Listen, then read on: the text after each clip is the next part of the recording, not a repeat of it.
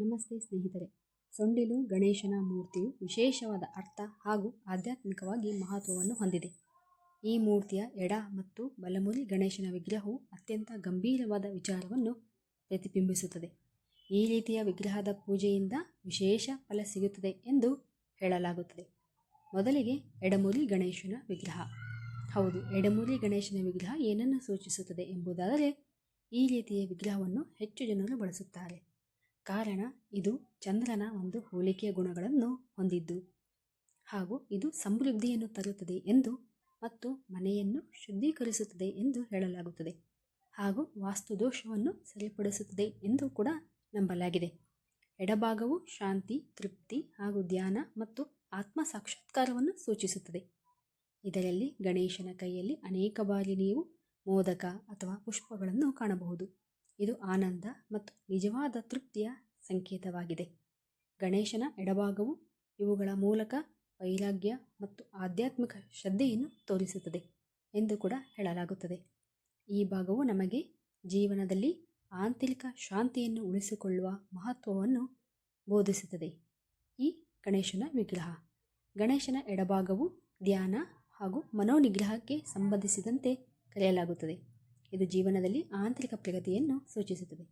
ಎರಡನೆಯದಾಗಿ ಬಲಮುರಿ ಗಣೇಶ. ಬಲಮುರಿ ಗಣೇಶನ ವಿಗ್ರಹವು ಒಂದು ಅಪರೂಪವಾದ ವಿಗ್ರಹ.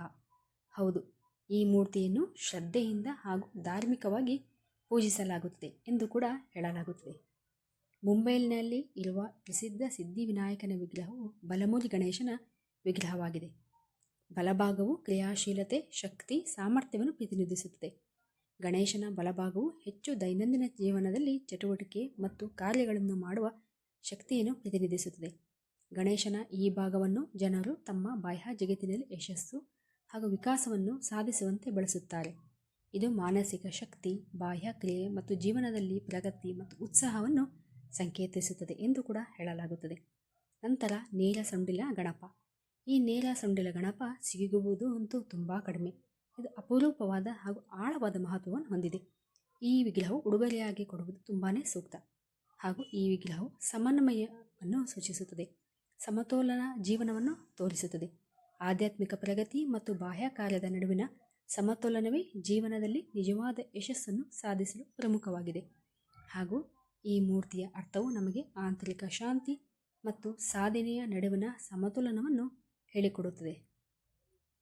ಈ ರೀತಿಯ ಸೊಂಡಿಲು ಗಣೇಶನ ಪ್ರತಿಮೆಯ ತತ್ವಗಳು ನಮ್ಮ ಜೀವನದಲ್ಲಿ ದೈನಂದಿನ ಜೀವನದಲ್ಲಿ ಪ್ರಾಮುಖ್ಯತೆಯನ್ನು ಹೊಂದಿದ್ದು ಶಾಂತಿ, ಶಕ್ತಿಯ ನಡುವಿನ ಸಮತೋಲನ ಮಹತ್ವವನ್ನು ಬೋಧಿಸುತ್ತದೆ. ಈ ಮಾಹಿತಿ ಇಷ್ಟವಾಗಿದ್ದಲ್ಲಿ ದಯವಿಟ್ಟು ನಮ್ಮ ಚಾನಲನ್ನು ಸಬ್ಸ್ಕ್ರೈಬ್ ಮಾಡಿ ಹಾಗೂ ಲೈಕ್ ಮಾಡಿ. ಧನ್ಯವಾದಗಳು.